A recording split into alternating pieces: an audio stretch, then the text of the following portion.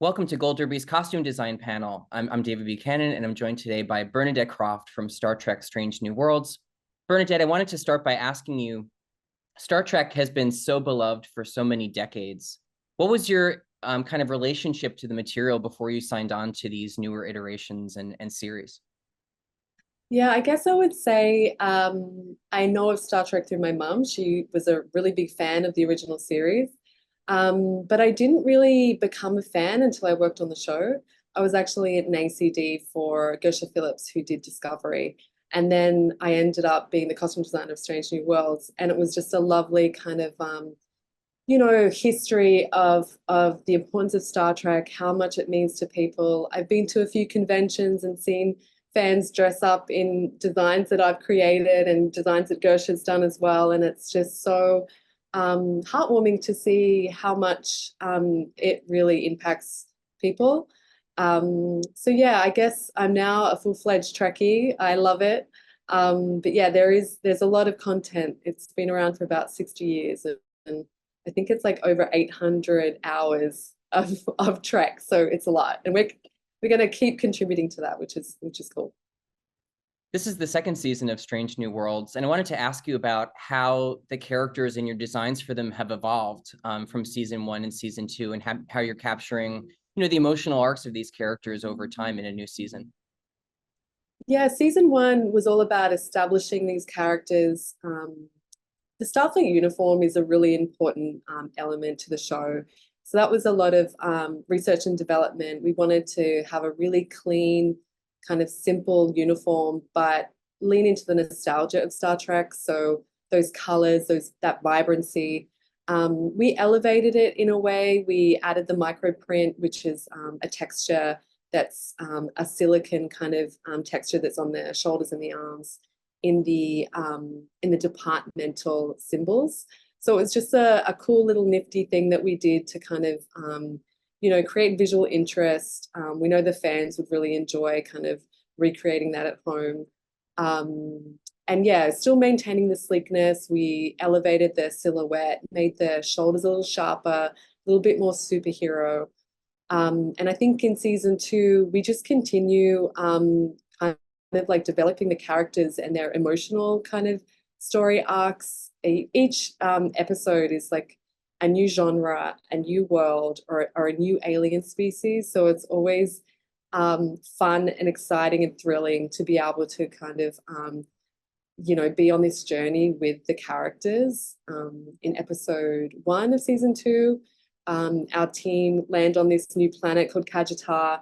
It's kind of like a little rough around the edges. They're in this marketplace. There's people buying, stealing, trading this material called dilithium. It's very, very valuable, and that dilithium is mined. And so we wanted the whole team to kind of be coated in this kind of like this residue. So it's kind of like a muted gray metallic residue. And yeah, it's just like making things look really lived in, real. It's always fun to dress our heroes up in disguises as they land on these worlds. And even the background department, we've got an incredible team, and they always make the background artists look so incredible, because you never kind of know when a background artist is going to be featured, or they might interact with like a main character. So even in this episode, every single background artist looks like they had a little story of their own. There was like a tattoo artist. There was like this guy with like a tank of electric eels, and this woman who had like a stall of perfume bottles and like secret little oils and stuff. So it was just really cool to see how our hard work really pays off in these big episodes. That's exactly what I wanted to ask you next, which is I have to imagine every time you open a new script, it's just so exciting to see what you'll be doing, this week. Just, remarkable diversity in the stories and the worlds that you travel to, as you're saying. So what is that process like for you? I mean, number one, how fun is it to see what new challenges you're going to have script to script? And then how much time do you have to prepare to, bring our characters, into places we've never been before? Yeah, it is really it's just a joy. It's an honor. It's so amazing to be on a show like this where it is so creative, and it does come down to the scripts. It comes down to the minds of our writers and producers and directors, and them trusting us to do our job. We don't have a lot of time. We've got like 2 weeks per episode to prep, and we're also wrapping the previous episode and then looking ahead to the next episode. So it's like there's a lot going on, and especially if we're like doing an episode where it's really gritty and rough around the edges, and then the next episode could be, Vulcans, and they're, in their finery and everything's, tailored and immaculate.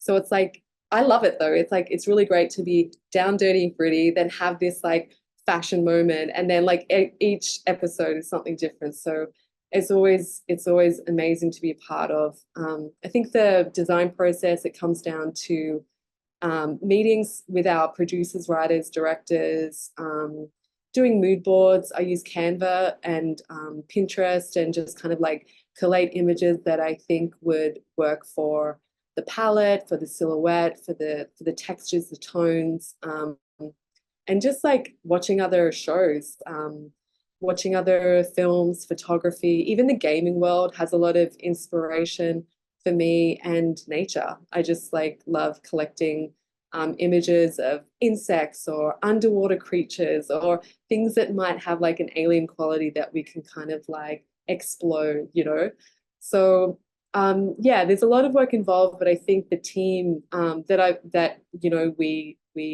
we have really helped bring the vision to life, and I really lean on their skill set to kind of make these like crazy ideas that I have come to fruition. It's really cool to see. Something else I wanted to ask you is, of course, there is some expert prosthetic work on this series.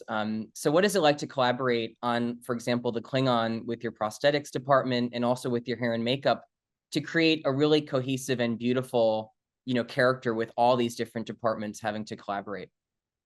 I love it. And it's like, it's so important to be on the same page.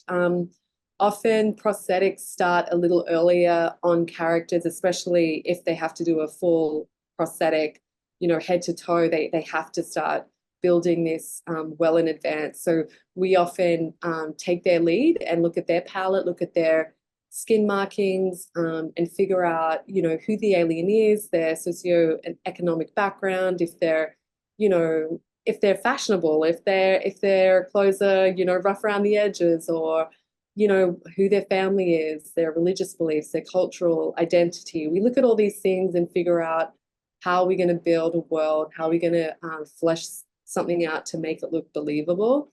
And the Klingons were really fun to kind of like sink our teeth into. In the original series, the Klingons were pretty basic. They were like this gold stretchy top with these black stretchy pants. Not a lot of detail, but that's what it was like back then. And although it's like kind of funny now, it's still like we got to pay homage, pay respect to kind of like what was done before. So I think my job is to, bring it to a new audience.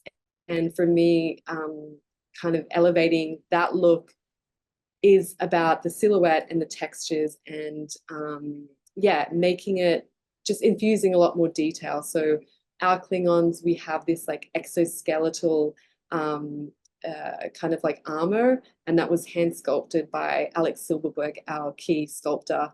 And then it's like foiled and painted. Our key artist, Anna Pancheva, is remarkable at her skill, and she makes things look like metal, and she adds enough patina to make it look worn and like battle weary, So we had a lot of fun with the Klingons, and again with the prosthetics. They really lent into the nostalgia of TOS, but did a better job. They made it look more realistic and more grounded, I would say. Before I let you go, Bernadette, I have to ask you about the crossover you've done with Lower Decks this season. How exciting was that to get to take these really delightful animated characters and bring them into a live action series and design those costumes? It was so fun. I must admit, I'm a fan of the show, so I was like low-key very excited to work with Tawny Newsome especially. She's so funny, and she brought like this, you know, she's just like really good at ad lib comedy. So every take there was you know, a different way she would tell a joke or say her line. But yeah, it's interesting. It's we still wanted them to look the costumes to look kind of like 2D. So we didn't add our usual texture to it. We just kind of let it lay flat, and we added like kind of like a liner that made things puff up a little bit, so there was no wrinkles. It just kind of like, I don't know, it had this like 2D quality. So yeah, with the different techniques we used, it was some fun R&D to kind of get those proportions correct, and yeah, bring these animated characters to the human realm. Finally, do you have a favorite look from the season? If you had to pick one particular design from the episodes and your favorite characters, what was the one that most stood out to you as you're most proud, or the one that took the most work and you're happiest with the way it turned out?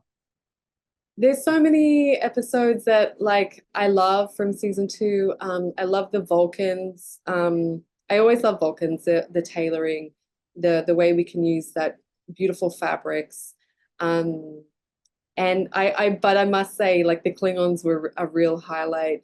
I think the fans really were very pleased that we didn't stray too far away from the original concept and that, you know, original idea of the Klingons. So building that armor, making it look a bit more intimidating, graphic, memorable. Yeah, that was a real highlight for me and the team. Bernadette, congratulations on Star Trek Strange New Worlds. Thank you for talking to Gold Derby today. Thank you.